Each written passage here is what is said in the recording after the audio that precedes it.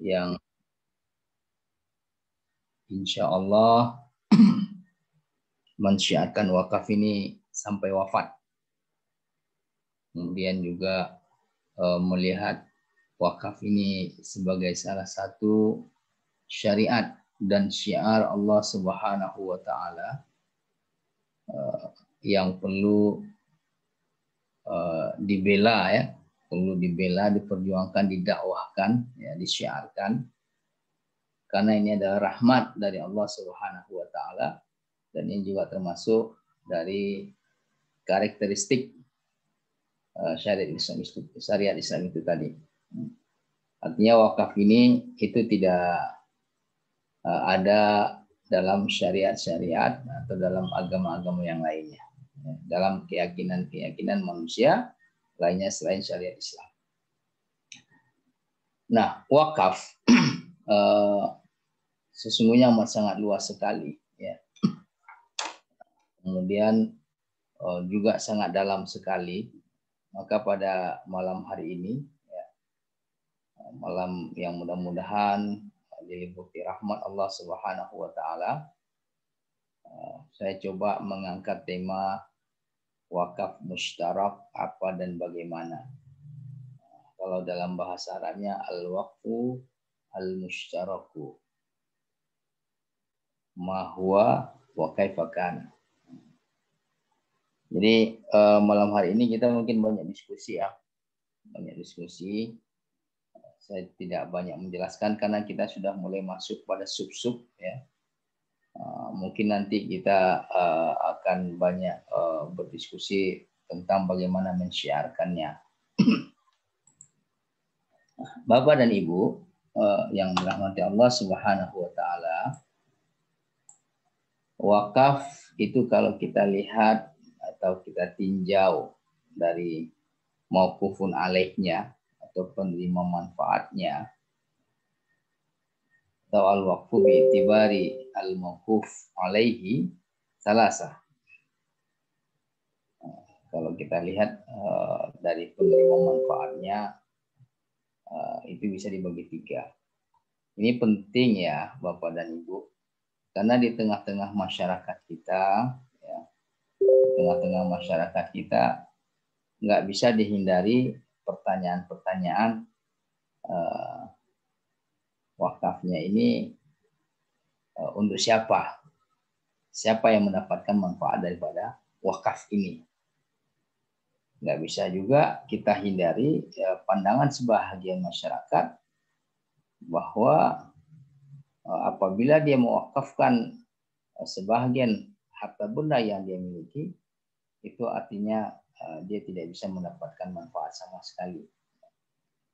Itu dianggap hilanglah udah harta itu. Hilang otoritasnya terhadap harta tersebut. Kemudian hilang juga potensi untuk mendapatkan manfaat darinya. Maka ulama setelah melakukan telaah terhadap dalil-dalil naqli, dalil-dalil akli, kemudian juga sunnah-sunnah yang berlaku di masa Rasulullah SAW dan pada masa sahabat, serta istihad-istihad terkait dengan perkembangan wakaf itu sendiri. Ya. Nah, wakaf ini dia akan berkembang karena dia termasuk sesuatu yang muta'asir. Ya. Muta'asir itu artinya dia akan terus tumbuh dan berkembang sesuai dengan inovasinya. Ya. Nah, kalau kita lihat, ya, Bapak dan Ibu, wakaf berdasarkan mauqufun alaih, penerima manfaatnya, ya, itu ada pertama al-waqfu az-zurri, ya. Al-waqfu az-zurri atau wakaf zurri. Ada juga yang menyebut dengan al-waqfu al-ahli atau wakaf ahli. Artinya apa? Wakaf di mana mauqufun alaihinya atau penerima manfaatnya itu terbatas pada zurrun atau zurriyat. anak keturunan, atau bisa juga disebutkan sebagai golongan tertentu. Wakif dan anak keturunannya atau golongan tertentu. Ya. Selain itu tidak boleh. Nah, salah satu tugas nazir itu adalah menyalurkan hasil ya daripada harta benda wakaf kepada penerima manfaatnya. Nah, wakaf zurri. Kemudian yang kedua itu al-waqfu al-khairi. Ya. Wakaf khairi. Ini berbeda atau berbanding terbalik dengan zurri. Kalau zurri, ya, penerima manfaatnya itu terbatas kepada zurriyat, anak cucu atau golongan tertentu yang disebutkan oleh wakif saat ikrar wakaf atau saat akad wakaf. Nah, kalau khairi itu artinya untuk kebajikan. Kebajikan dalam pengertian ibadah kepada Allah Subhanahu wa taala. Baik untuk lembaga-lembaga sosial, lembaga-lembaga dakwah, lembaga-lembaga pendidikan Islam. Ya. Jadi kalau disebutkan maslahat umum, ada juga mengatakan maslahat umum, tapi maslahat umum ini dalam rangka ibadah kepada Allah. Artinya penerima manfaat daripada harta benda wakaf haruslah orang yang beriman kepada Allah. Atau haruslah lembaga, ya, kalau dia lembaga pendidikan Islam. Kalau dia lembaga sosial Islam. Ya. Kalau dia lembaga kesehatan Islam. Karena memang wakaf itu tolaban li ajri minallahi ta'ala. Jadi wakaf itu ibadah meskipun implementasinya itu menggunakan pada keadaan-keadaan tertentu itu menggunakan instrumen bisnis modern umpamanya. Tetapi tetap saja wakaf itu tolaban diajin minallah subhanahu wa ta'ala dalam rangka mencari atau mendapatkan pahala dari sisi Allah Subhanahu wa taala. Artinya ibadah, ya. Artinya ini termasuk ibadah. Ibadatullah taala. Nah, yang ketiga kalau khairi itu zuriat itu tidak boleh mendapatkan manfaatnya, menerima manfaatnya. Nah, yang ketiga itu adalah al-waqfu al-mushtarak.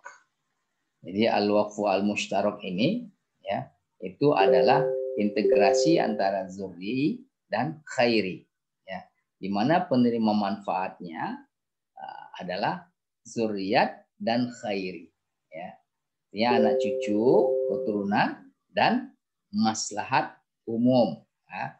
Maslahat Islam, maslahat dakwah, maslahat lembaga pendidikan Islam, dakwah Islam, masjid, mushola dan seterusnya. Termasuk juga iftar shaimin.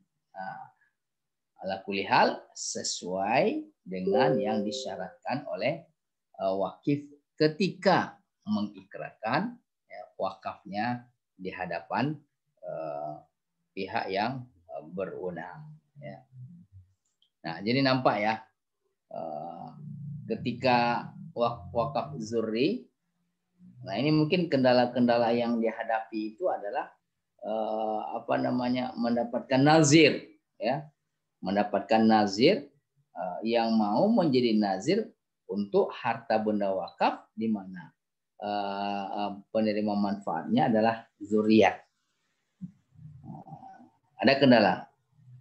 Kemudian kalau wakaf khairi, nah ini kendalanya itu pada mencari wakifnya ya. Tidak sedikit atau tidak banyak yang mau mewakafkan harta benda wakafnya untuk maslahat umum ya. Makanya wakaf itu masih sangat terbatas sekali ya. Masih sangat terbatas sekali. Nah, ada yang ketiga ya. Ada yang ketiga yaitu wakaf mustarak ya. Wakaf mustarak kalau ada wakif berpandangan bahwa ya harta benda wakaf itu adalah harta yang hilang, Maka ini ada wakaf musyarak. Ya, wakif juga boleh mendapatkan. Anak cucunya juga boleh mendapatkan. Ya. Kalau ada nazir, ya, agak enggan gitu, agak susah mencarinya untuk wakaf zuri, maka ini ada wakaf musyarak. Jadi wakaf musyarak ini, kalau hemat saya ya, Bapak dan Ibu yang dirahmati Allah Subhanahu wa taala, ya.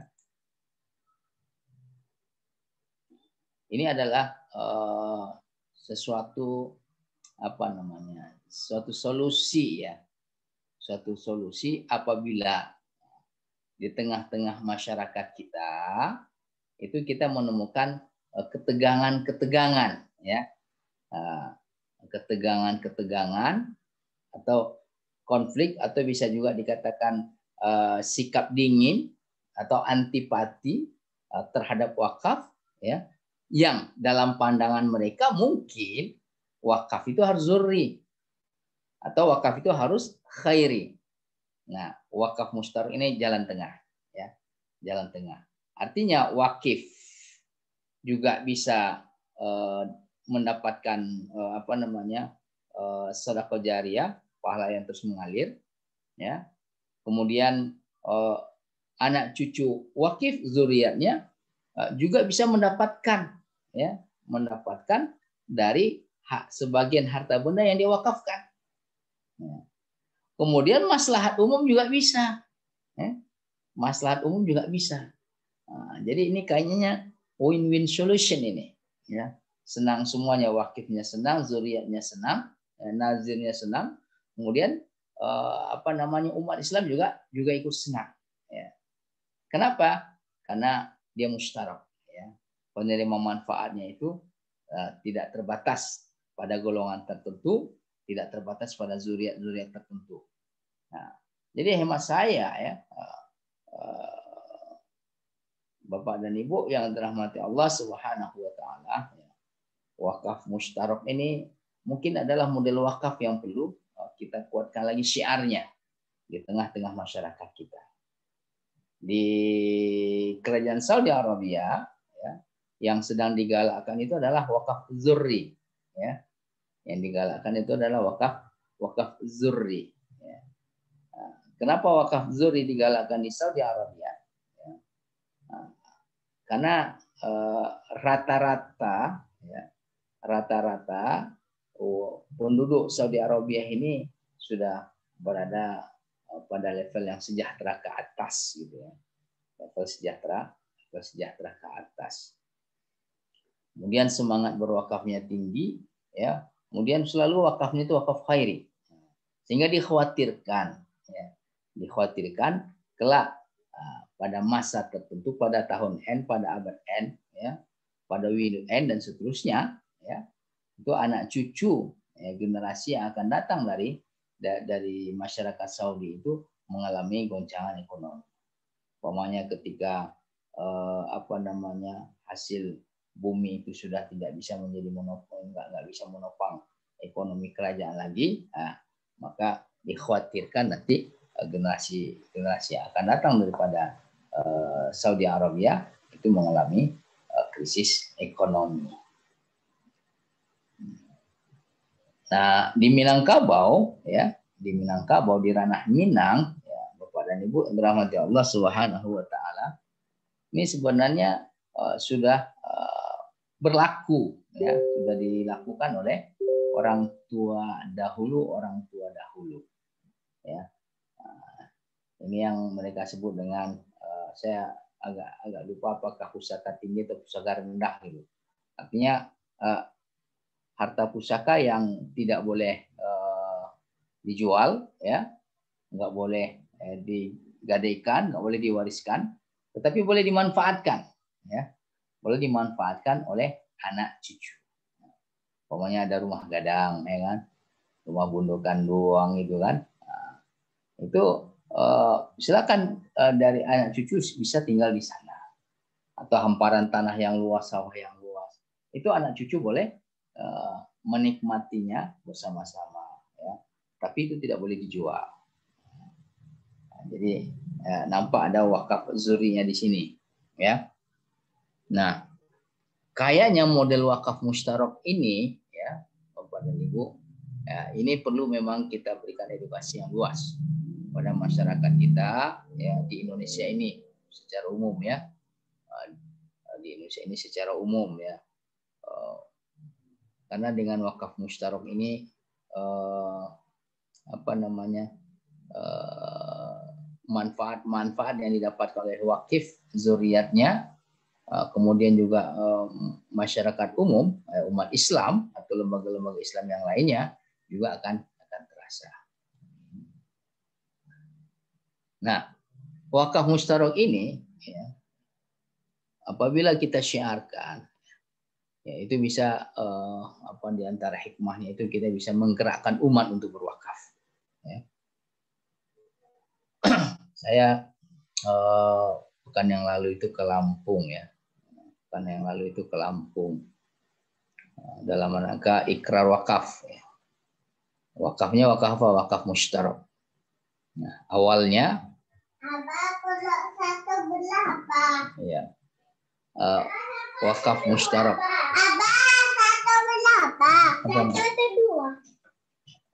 Secukupnya aja. Abah lagi ngisi acara. Secukupnya, ya. Jadi awalnya itu lahan yang mau diwakafkan itu hanya 1.500 meter persegi, ya, untuk masjid. Kemudian ketika saya coba tanya alasannya apa, ya, apakah memang segitu cuma lahannya? Oh enggak, lahannya banyak, ada mungkin sekitar 4 hektar. Kemudian mengapa kok tidak 2 hektar saja yang diwakafkan? Nah, kemudian disebutkan alasannya bahwasanya wakif nafkah hidupnya masih dari lahan itu tadi, kebun, ya, kebun kopi, ada duriannya, nggak ada tambahnya juga. Ini saya sampaikan ada namanya wakaf mustarok, ya. Artinya wakif zuriatnya, ya, pada sampai keturun keberapa itu boleh bisa mendapatkan manfaat dari hasil harta benda wakaf itu tadi. Hasil dari harta benda wakaf itu tadi. Di samping maslahat umum. Nah, ketika kita sampaikan seperti ini, terus dikomunikasikan di keluarga besar, Masya Allah, semuanya sepakat. Bahkan Bapak dan Ibu dirahmati Allah Subhanahu wa Ta'ala, itu peluangnya juga akan semakin besar. Itu akan ditambah lagi itu insya Allah, ya. Karena memang sangat luas sekali di sana. Kemudian pernah juga saya silaturahim, ya, pada seorang pensiunan, ya, juga pejabat, ya. Ketika saya sampaikan terkait dengan wakaf, awalnya langsung agak sinis, ya, anak cucu saya masih membutuhkan, dan seterusnya. Kemudian saya sampaikan terkait dengan wakaf mustarok ini, ya, terkait dengan wakaf mustarok ini, bahwasanya pertama yang bersangkutan sebagai wakif itu jelas akan mendapatkan pahala yang terus mengalir, ya, mesin pahala. Kemudian yang kedua, anak cucu atau zuriatnya juga bisa mendapatkan manfaat dari hasil harta benda wakaf itu tadi. Kemudian yang ketiga, dia juga bisa berkontribusi, ya, untuk lembaga-lembaga Islam, untuk umat Islam, untuk maslahat umat Islam. Hanya beliau, oh begitukah? Oh iya, wakaf, dan itu akan berkembang terus, ya. Wakaf itu akan berkembang terus, ya.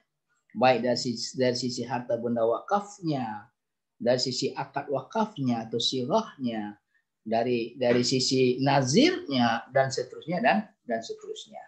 Jadi Masya Allah, ya, Bapak dan Ibu yang dirahmati Allah Subhanahu wa Ta'ala. Jadi hikmahnya itu tahridul ummah alal waqfi, ya, bisa menggerakkan umat ini, ya, untuk antusias dalam berwakaf. Karena paradigma persepsi yang selama ini terbangun dan terbayang di tengah-tengah masyarakat itu dengan wakaf mustarok ini itu bisa mendapatkan penerimaan di tengah-tengah masyarakat terkait dengan wakaf. Ini ada juga sebelumnya saya silaturahim kepada salah seorang pengusaha, ya, mempunyai armada itu ratusan unit, mempunyai ternak kambing dari luar negeri, ya, dari Eropa itu, yang harga satu ekor kambing itu kabarnya sampai ratusan juta. Nah, itu mempunyai ratusan ekor, belum lagi mempunyai alat berat ini itu dan seterusnya, ya. Nah, ketika kita sampaikan, kita mulai wakaf, itu memberikan sikap yang apa begitu. Terus tatkala kita menyampaikan wakaf mustarok ini, beliau sangat antusias sekali. Ya, sudah waktunya, kata beliau kan, sudah waktunya kita memikirkan apa yang kita bawa, ya, apa yang untuk kita, nggak memikirkan lagi apa yang untuk yang ditinggal. Ya, wakaf mustarok ini Bapak dan Ibu, itu win-win solution, ya, win-win solution. Wakifnya mendapatkan apa yang akan dia bawa ketika dia wafat, bahkan ketika dia masih hidup. Kemudian tanggung jawab dia terhadap yang tinggal pun juga masih ada jaminan, ya. Kenapa? Karena zuriatnya termasuk mauqufun alaih. Kemudian hikmah yang kedua, tahrirun nazar, ya, ala tasbilil manfaah. Ini juga akan menggerakkan para nazir, lembaga-lembaga kenaziran, ya, nazir apakah personal, perseorangan, badan hukum atau organisasi, ya. Untuk apa? Untuk lebih semangat lagi, lebih kreatif, lebih inovatif dalam menjadikan harta benda wakaf itu produktif, ya. Kreativitasnya akan terus berkembang. Kenapa? Karena penerima manfaatnya, dimensi itu bisa semakin luas. Baik Bapak dan Ibu, saya tidak berpanjang-panjang, ya. Mungkin kita akan perbanyak diskusi kita, ya. Saya kira sampai di sini saya kembalikan kepada pembawa acara. Assalamualaikum warahmatullahi wabarakatuh.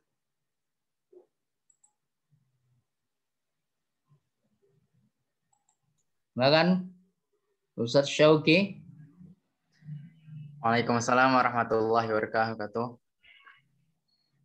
Syukron kepada Ustadz John Henry atas pemaparannya. Untuk selanjutnya kita masuk pada sesi tanya jawab. Pada sesi tanya jawab, kepada hadirin yang ingin bertanya, silahkan bertanya di kolom chat atau langsung saja raise hand.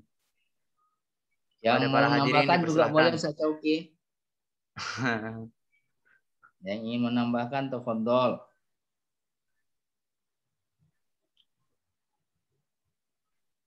Ya, dipersilahkan.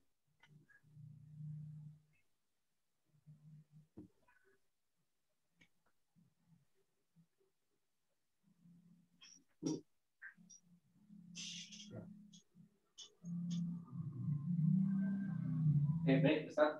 Terima kasih banyak. Jadi nanti adakah? Ini enaknya diskusi kita nih.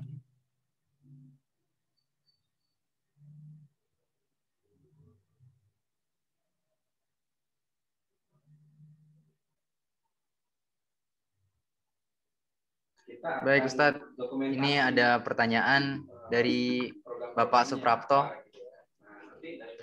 Siapa yang ditunjuk nazirnya Ustadz? Lahan kopi di Lampung. Oh. Ya, nazirnya Wakaf Mulia Institut. Saya, Pak Eko, Pak Sahroni. Jadi nanti kita akan kembangkan nazirnya itu tadi dari para pejuang wakaf ini. Insyaallah. Itu Ustaz Syauqi. Ini ada Pak Nurul Hadi nih, angkat tangan ini. Ya, silakan Pak Nurul Hadi. Kalau secara digital kan lebih simpel, kemungkinan nanti akan ada edukasi khusus juga ya bagaimana menggunakan websitenya untuk PCR-nya ke depan. Makanya ini yang penting nanti kita program-programnya dulu, kita masukkan ke website. Setelah itu nanti kita akan sosialisasi ke ini ya. Ini ada pertanyaan juga nih dari Pak Supri Hartoyo. Sleman, nanti sosialisasi di Sleman nanti. Oke, silakan Pak Supri Hartoyo. Mohon contoh yang sudah ada di sini untuk wakaf jenis ini. Betul. Wakaf mustarak. Itu contoh kebun kopi ya, yang diwakafkan 2 hektar itu tadi yang di Lampung. Kemudian kalau pada masa sahabat itu wakafnya Umar bin Khattab radhiyallahu anhu yang mewakafkan 70.000 batang pohon kurmanya ya, di kebun Khaybarnya. Itu penerima manfaatnya fuqara zawil kurba. Nah, zawil kurba ini zuriat ini ya. Nah, cucu wakifnya juga seperti itu. Kemudian wakafnya ini Habib Buka Asyih ya. Wakaf Habib Buka Asyih ini di samping jamaah haji dari Aceh, zuriatnya juga maslahat umum. Ya. Banyak sekali. Ya. Tetapi memang masih belum familiar di tengah-tengah masyarakat kita. Maka penting bagi kita Bapak dan Ibu untuk mensyiarkan. Kalau wakaf zuri itu mungkin tantangannya ini harta hilang, ya, berat rasa-rasanya masyarakat untuk berwakaf, maka paling tidak ya wakaf khairi maksudnya ya, harta yang hilang. Kalau wakaf zuri mungkin cari nazirnya susah, ya. Nah wakaf mustarak ini paling tidak. Ya. Ada lagi wakaf mustarak itu ini barusan salah seorang profesor mewakafkan 25 hektar kebun sawitnya, ya. Di salah satu kabupaten di Provinsi Riau. Itu wakaf mustarak, penerima manfaatnya adalah wakif zuriatnya, kemudian salah satu pondok pesantren yang ada di Riau ini. Nah itu Pak Supri Hartoyo. Ya. Mungkin Bapak dan Ibu yang lain ingin menambahkan contoh yang ada, monggo silakan. Ustaz Syauki, itu ada Pak Suwarto dari Jogja ingin bertanya. Oh ya Ustadz, izin bertanya, apa mirip semacam uang didepositokan misal setahun, bunga diwakafkan dan setahun pokok deposito kembali ke pemegang rekening? Ini berbeda ya. Kalau yang tadi itu wakaf berdasarkan waktu ya, yang Bapak Suwarto sampaikan itu wakaf berdasarkan waktu. Wakaf berdasarkan waktunya ada yang abadi, ada yang temporal atau sementara ya. Kalau ini wakaf berdasarkan penerima manfaatnya. Bisa jadi wakafnya berdasarkan waktunya adalah temporal, terus penerima manfaatnya wakaf mustarak. Ya. Nah, wakaf temporal itu bahasa Arabnya itu wakfun muaqqatun. Ya. Wakaf masa tertentu. Ya. Tapi kalau wakfun mustarak ini penerima manfaatnya. Saya kira itu. Silakan Ustaz Syauki kalau ada yang lain. Ada pertanyaan lagi Ustadz dari Bapak Tamsir. Izin bertanya Ustadz, untuk wakaf mustarak ini apa ada pembagian untuk penerima manfaatnya antara zuri dan khair? Ya, ya betul. Tetapi persentasenya itu dikembalikan kepada kesepakatan antara wakif dengan nazir. Ya, dikembalikan kesepakatannya antara wakif dengan nazir. Tetapi kesepakatan itu dilakukan, negosiasi itu dilakukan sebelum akta ikrar wakaf atau sebelum akad wakaf. Kalau sudah diakadkan, maka itu tidak boleh dirubah lagi. Jadi wakaf itu akadnya sekali, ya, di awal. Ya, itu saya kira Pak Tamsir ya. Silakan. Lalu itu Pak Tamsir tadi menambahkan ketentuan pembagiannya, Ustadz. Ya itu sudah saya sampaikan tadi. Ya, itu tergantung kesepakatan ya antara wakif dengan nazir. Oke Ustadz, ada Ustadz Syafrul ada Bapak Syafrul Makmur. Silakan Pak. Silakan Pak Haji. Ini HP-nya nggak bisa diangkat. Lagi padat kemarin nih Pak Haji. Sibuk bener ini Ustadz ini. Mau telepon balik tak bisa pula. Jadi saya nunggu ini kiswah aja lah nanti Pak Haji insya Allah hadir nih di kiswah ini. Udah ini udah kelewat. Udah Hah? kelewat waktu, udah kelewat. Kelewat waktunya. Jadi apa sekalian melaporkan juga mau tanya. Oke, siap. Itu yang di Depok sama yang di apa namanya itu di Manggis itu mendengar informasi dari mediator kita tuh nggak mau dia diwakafkan. Jadi dia maunya cash saja aja. Gitu. Jadi tapi informasi ini dari dari mediator ya Pak Ustadz ya. Belum mendengar langsung dari ownernya. Kan kita Coba kan, ditawarkan mustarok ini, Pak Haji. ya kita tawarkan gitu. Kita tawarkan. Mustarok itu tawarkan. Wakaf mustarok. Dia biasanya dia nggak mau jual, nggak mau wakafkan itu, mungkin asumsinya itu wakaf tuh khairi. Nah. Kita tulis kok di dalam saya kirim ke Ustaz itu surat kita ke dia itu saya kirim. Nggak baca ya? Nggak baca itu makanya sibuk banget deh. Bukan itu. Nggak baca. Saya mau minta pendapat tadinya gitu, tapi nggak di komentarin, ya udah dikirim aja itu. Gitu. Tapi isinya itu kok itu. Isinya itu. Yeah. Ya, tapi kita mau mendengar juga informasi dari ownernya. Bahwa memang betul-betul nggak mau gitu, ya udah, kalau betul-betul nggak mau ya nanti kita kasih penjelasan lagi, kalau nggak juga ya sudah. Itu aja kita. Ya kalau ada yang lain lagi deh Pak Ustadz Yan, seperti itu ya. Tadi saya juga tuh kepengen juga tuh kalau ada apa namanya tadi itu, kebun apa tadi itu? Kopi apa tadi itu? Yang 2,5 hektar atau berapa tadi itu? 2 hektar. Kebun kopi Pak Haji, kopi, duren, ada tambaknya juga. Ya kasihkan ke kita lah sebagai nanti kalau dapatkan Pak Stadion kan banyak relasinya di daerah sana itu, Pekanbaru itu kan, Riau itu kan, atau di mana Sumatera lah kan itu. Masya Allah. Ya kita lagi cari-cari juga nih penjaringan gitu, apa rumah sakit atau pendidikan atau kebun yang lagi mau apa namanya bangkrut atau katakanlah seperti itu, atau memang dia mau berwakaf orang itu gitu. Kita mau coba itu. Cuman yang saya tanyakan ini Ustaz ya. Itu kalau wakif itu mewakafkan apa tadi kopi lah katakan apa semacam buah lah situ ya. Nah setelah dipanen kan itu kan dijual lah katakan gitu ya. Nah kelebihannya itu yang dimanfaatkan gitu ya. Kan gitu Pak. Itu bagaimana cara ngukurnya itu Ustaz? Misalnya, jadi gini Pak Haji. Yang diwakafkan ini lahan 2 hektar. Di atas lahan itu sudah produktif, di atasnya sudah ada kebun kopi, udah ada duren, dan seterusnya. Nah, peruntukannya itu pondok pesantren tahfizul Quran dan masjid. Nah, kami sebagai nazir ya, untuk membangun pondok pesantren dan masjid itu kan rentang waktunya lumayan panjang ya. Nggak bisa serta-merta. Oke. Kemudian kita baru bisa dikatakan akad wakafnya itu inkrah apabila surat SHM-nya dari BPN itu sudah keluar. Nah, ini kan juga butuh waktu nih. Oke. Nah, sementara ini berproses, kebun kopi itu biar saja produktif dahulu. Nah, seperti semula.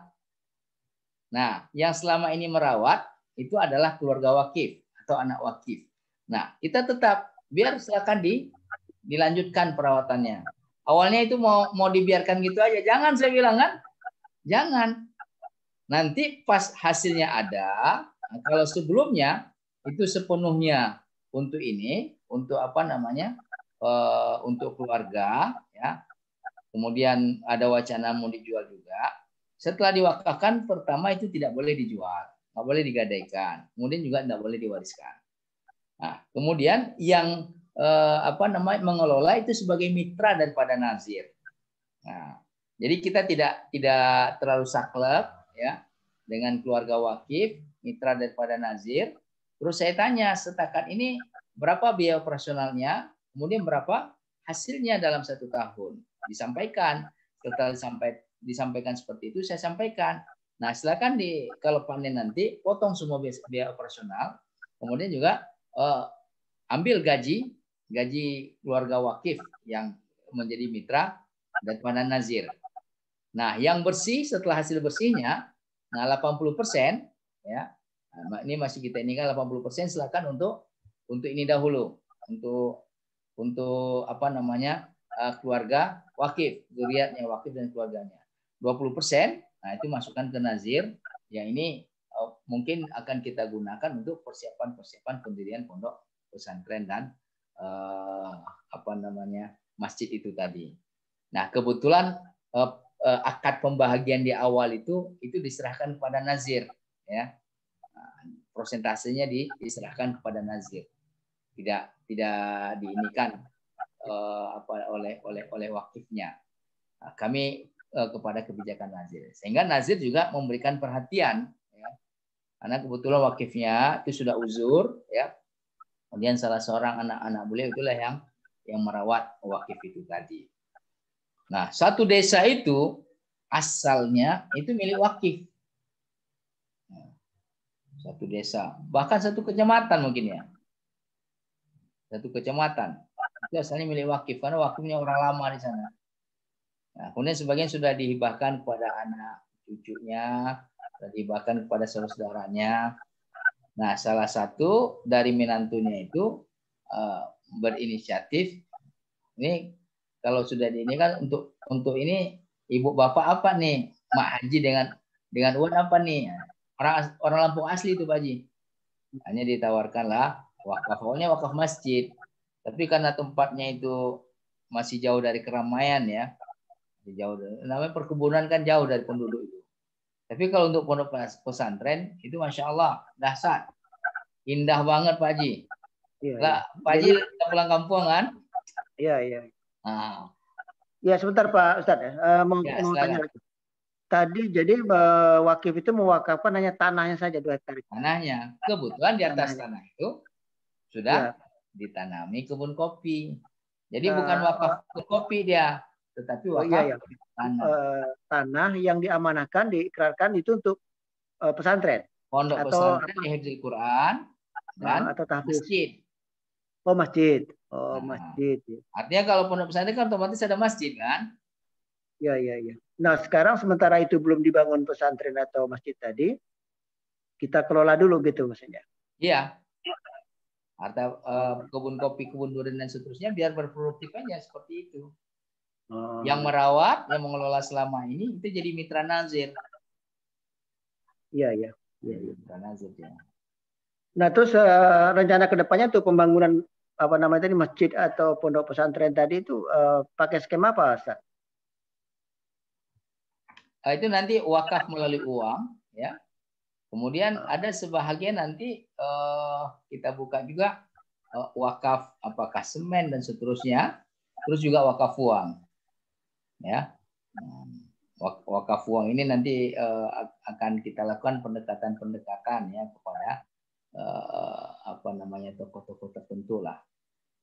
Dan ini kita juga harapkan ya pejuang wakaf ya, komunitas pejuang wakaf ini juga bisa menjadi mesin. Nazirnya itu artinya kita, itu Wakaf Mulia Institute itu artinya kita semua nazirnya itu. Nah, kebetulan yang disebutkan di sana itu bertiga kan, karena nggak mungkin disebutkan seluruhnya kan gitu. Saya, Pak Eko, kemudian Pak Syahroni. Tapi nanti itu akan kita gerakkan semuanya. Ya, terima kasih, Ustaz. Terima kasih. Ya, terima kasih Pak Haji. Ya, sama-sama. Itu ada satu lagi yang raise hand tadi, Ustaz Syauki. Yang mana Ustaz? Halo Ustaz Syauki, tadi ada 2 yang raise hand itu. Yang sama Pak Saprol ada satu lagi. Iya, saya cuma 1, Ustaz.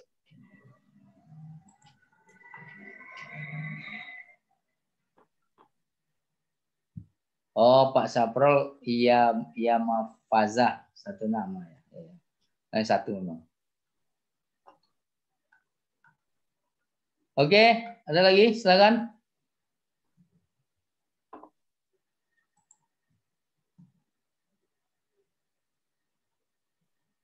Silakan untuk hadirin.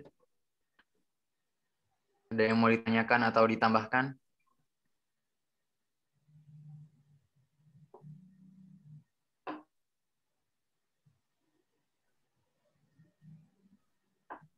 Ini ada Bu Rini Deswita ini. Dari Duri kayaknya nih. Mungkin ingin bertanya atau gimana? Pak Prapto udah lama enggak jumpa, Pak Prapto.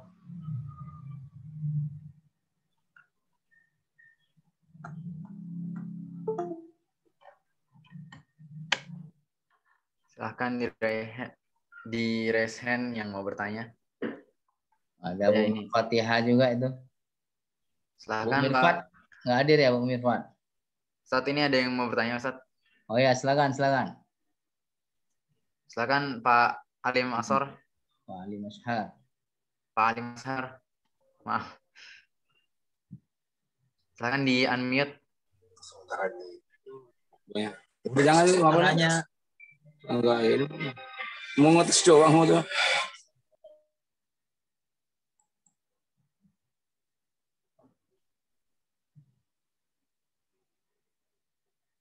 Silakan Pak Alim Ashar.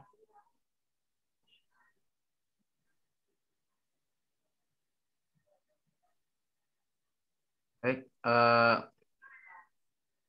ini ada yang di chat, ada Bu Nur Fatihah. Ustadz Yon, berarti wakaf mulia saat ini sebagai nazir juga. Mohon pencerahan Ustadz. Ya, wakaf mulia institut nazir, tapi belum nazir wakaf uang ya. Masih nazir wakaf tanah selain uang. Alhamdulillah diberi amanah untuk menjadi nazir. Mohon doa dan dukungannya ya Bapak dan Ibu. Bu Nur Fatihah, mudah-mudahan wakaf mulia institut ini bisa memberikan manfaat lebih lagi ya dalam rangka optimalisasi wakaf agar produktivitasnya bisa dirasakan manfaatnya secara maksimal. Itu kira-kira Bu Nur Fatihah. Oke Ustadz, ada selanjutnya Pak Suprapto. Silahkan di unmute Pak.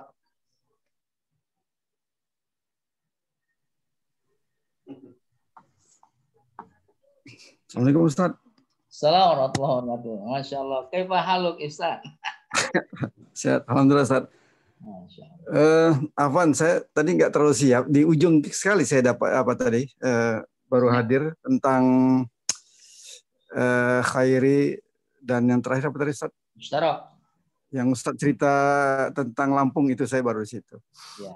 Tapi masih terkait dengan itu yang saya tanya Nazir tadi baru rupanya wakaf mulia masih belum bagi wakaf nazir wakaf uang Ustaz ya? Belum.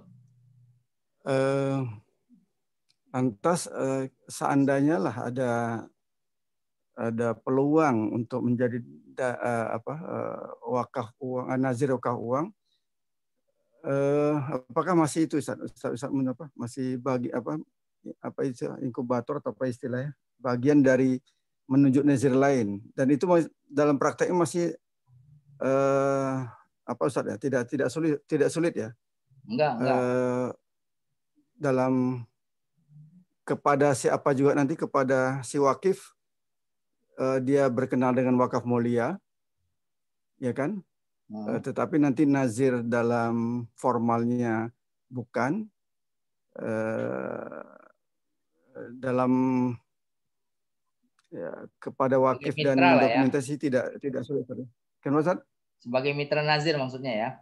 Jadi mitra nazir itu. Jadi nazir yang ada dua hal, satu di akta ikrar wakaf umpamanya A. Ya. Kemudian nazir A ini melihat wakaf mulia institut ini punya potensi. Kemudian juga punya trustment. Akhirnya nazir yang tertulis ini menjalin kerjasama bermitra dengan wakaf mulia institut untuk memproduktifkan harta benda wakaf. Itu maksudnya Ustaz. Betul Ustaz ya. Nah ya. Boleh itu Ustaz. Jadi mitra. Seandainya mungkin case lain wakaf mulia dapat peluang untuk nazir wakaf uang, jadi terpaksa harus sementara bermitra dengan apa lain Ustaz ya? Nazir. Ya. Bermitra dengan nazir wakaf uang yang sudah mendapatkan sertifikat sudah ada dari BWI Pusat. Boleh. Berarti hal sama Ustaz ya, seandainya sedang ada langkah awalnya sih membuat pondok tahfiz, kemudian tersebut sih tanah luas gitu, Ustaz. Karena untuk salah satu pembiayaannya adalah melalui pertanian gitu kan. Iya. Skema yang Ustaz cerita tadi, seandainya berjalan,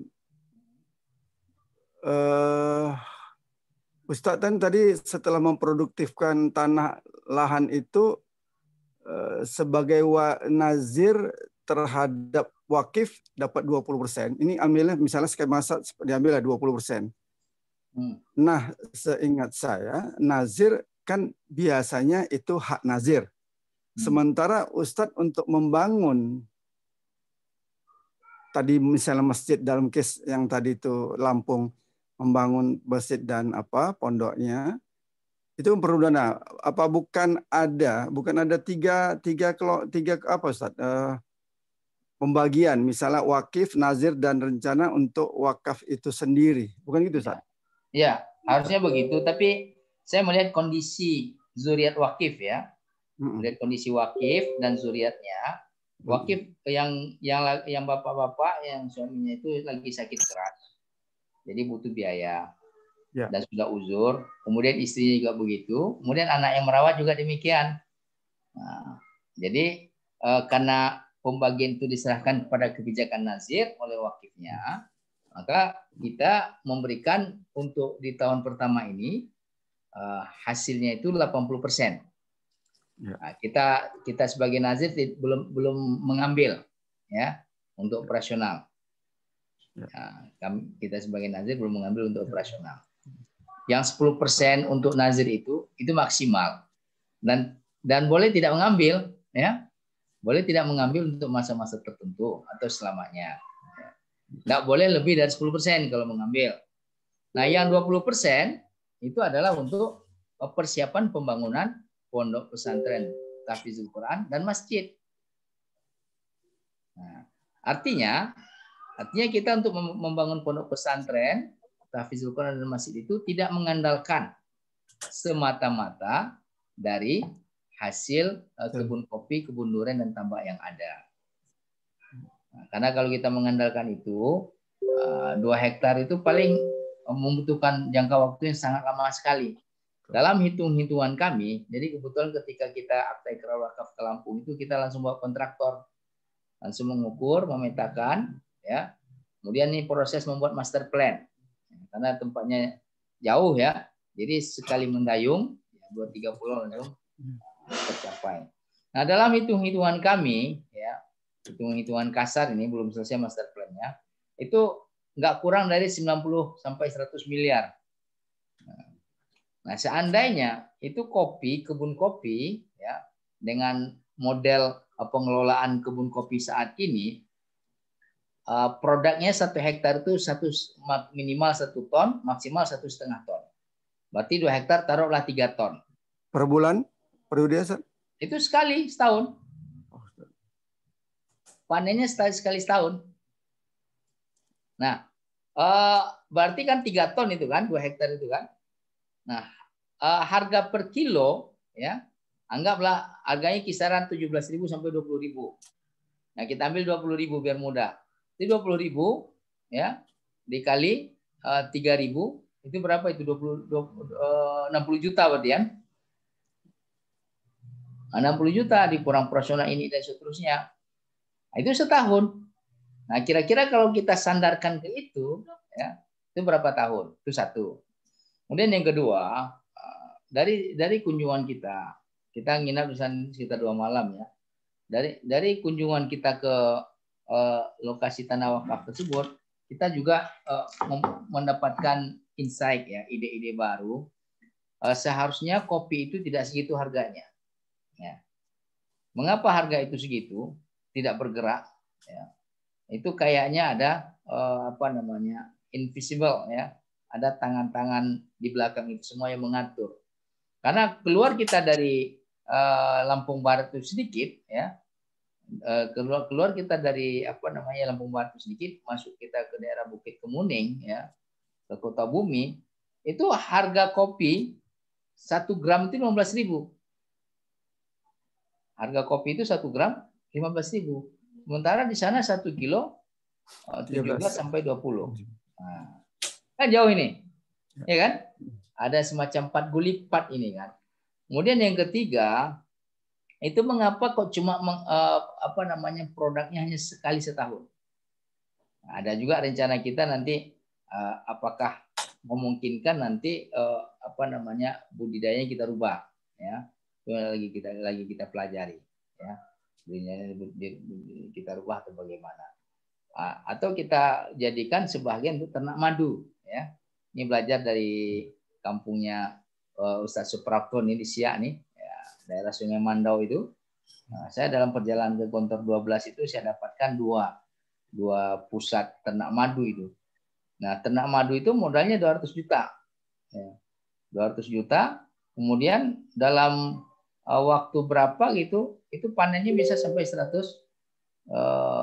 ton gitu, bisa sampai 1 ton. Ya. Setahun itu bisa mungkin lebih 1 ton itu. Karena kotak-kotaknya banyak. Nah, harga madu di sana itu 80.000. Ya. 80.000. 80.000 kalau kali 1 ton berapa itu? 400 juta ya. 80 juta. 80 juta. Nah, dan itu lahannya tidak sampai 1 hektar. Nah, kalau kita alihkan ke sana itu Masya Allah itu lebih dahsyat lagi. Karena itu memang di bawah kaki Bukit Barisan. Ya. Lembahnya sangat luar biasa sekali, sangat bagus sekali. Apalagi nanti kalau makanan yang dimakan oleh madu lebah yang diternak itu adalah buah kopi itu tadi. Nah, yang ketiga itu kita akan inikan kopi luwak, ya, akan ternak luwak berapa ekor gitu kan. Kemudian nanti kita kasih makannya itu adalah buah kopi itu tadi. Nah, kalau kopi luwak kan harganya semakin tinggi itu. Jadi banyak hal ini, ya, banyak hal model-model skema-skema yang akan kita kembangkan. Daerahnya betul-betul sangat potensial. Dan itu nanti akan menjadi kawasan wisata paling bagus, ya, se-Lampung. Ya. Di sana itu sedang dibangun pembangkit listrik tenaga air atau apa itu. Kemudian di atasnya lagi itu ada air terjun, ya, itu airnya Masya Allah. Di bawahnya ada pincuran. Kalau di Sumbar itu pincuran 7, sana juga ada 7 pincuran. Nah, itu airnya itu seperti lebih ini daripada air Bukit Candika yang di Bangkinang itu. Bisa langsung diminum. Tukul udah sampai ke sana. Nah, itu jaraknya dari tanah wakaf itu tidak jauh. Masih sangat terjangkau. Jadi Masya Allah ya. Mohon doa dan dukungannya untuk kita semua nih, khususnya saya Suprapto nih. Mudah-mudahan nanti kalau mungkin ada pengembangan perlu developer mungkin bisa dibantu nanti. Iya, Insya Allah. Satu hal Ustaz, kaitan akad. Ustaz tadi akadnya kan tidak boleh berubah. 20% tadi untuk, dan bagaimana akan datang? Apakah tidak mungkin satu saat nanti setelah maju? Akadnya itu diserahkan kepada pembagian itu dalam akadnya itu diserahkan kebijakannya itu kepada nazir. Nah, untuk saat ini kebijakan nazir 80-20. Jadi bukan akadnya bukan 80-20, enggak.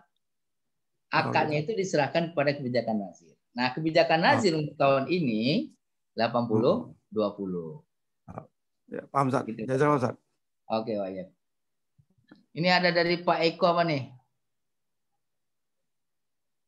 Ustaz Syauki. Ya, Ustaz. Kata Pak Eko Budi Prasetyo, untuk kopi ada alumni Gontor sebagai pengasuh komunitas kopi Joglo Semar, penanaman sampai kedai kopi. Oh, ini ya, Denny Nelman ya, Pak Eko ya? Ini Pak Eko Budi Prasetyo, apakah Denny Nelman yang dimaksud? Halo Pak Eko.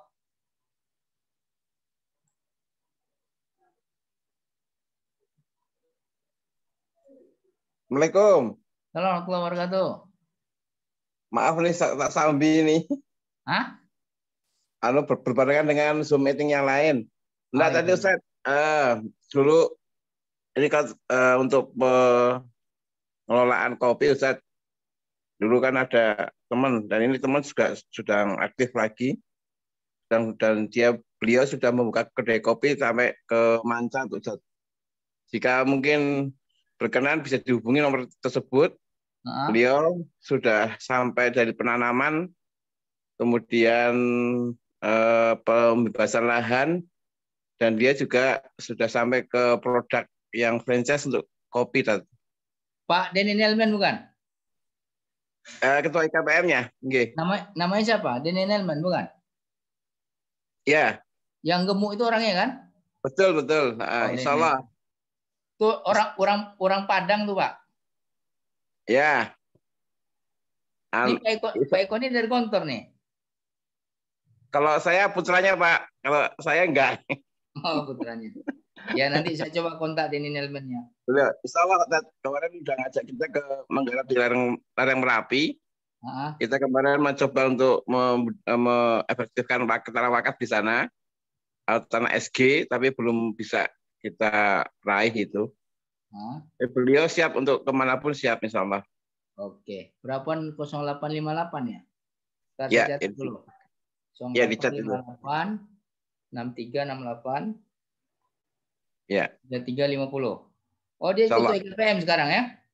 Insya Allah, nggih, Jogja. Keren nih orang Padang bisa jadi ketua IKPM di Jogja. Insya Allah, ya minimal pengurus IKPM Jogja. Oke. Insya Allah nanti. Saya kenal dekat nih sama Denny. Insya Allah, Ustaz. Sampaikan salam saya Pak Eko dari Yun Henry. Yun Henry bukan baru Kiau. Kemarin sudah saya sampaikan kok. Udah ya? Ya. Kenal dia katanya. Kenal, Ustaz. Iyalah, dia besar sejak dulu tuh. Berat. Oke, makasih Pak Eko. Insyaallah. Kembali menyimak, Tat. Ya, silakan. Kalau masih ada yang ingin bertanya atau bertukar informasi. Baik Ustadz, ini ada Bu Nur Fatihah. Baik Ustadz, semoga wakaf mulia terus berkembang menjadi nazir wakaf uang juga. Dan kedepannya menjadi salah satu nazirnya generalis syariah. Terkait iPlan syariah dan e-salam. Amin. Amin. Ya itu aja kita respon amin. Nah, kan doa itu kan. Ya Bu Nur Fatihah ya. Mana kawannya nih Bu Nur Fatihah?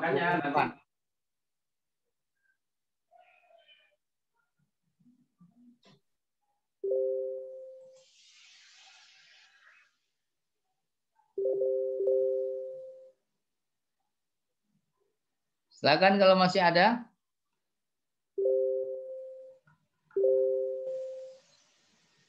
Kalau tak ada lagi Ustaz Syauki, mungkin kita cukupkan. Dilihat tanahnya itu posisinya seperti apa? Bisa baik Ustaz. Enggak? Nah, kalau misalnya kira-kira bisa produktif, kita arahkan wakafnya. Kalau sudah tidak ada, bisa bebas tapi sifatnya produktif. Mari kita cukupkan pertemuan kali ini. Terima kasih kepada Ustadz Yon yang telah memberikan pemaparan yang pada malam hari ini. Oke. Mari kita sudahi acara kita malam ini dengan membaca hamdalah dan doa kafaratul majelis bersama-sama. Alhamdulillahirabbil alamin. Subhanakallahumma wa bihamdika asyhadu an la ilaha illa anta astaghfiruka wa atubu ilaik. Nah, tapi nanti itu pemanfaatannya, saya mohon maaf jika ada salah kata dan lain-lain. Saya pamit undur diri. Assalamualaikum warahmatullahi wabarakatuh. Waalaikumsalam. Bagi asuhan kayak gitu. Oke ya, saya izin live ya. Ya Ustadz. Waalaikumsalam. Siap.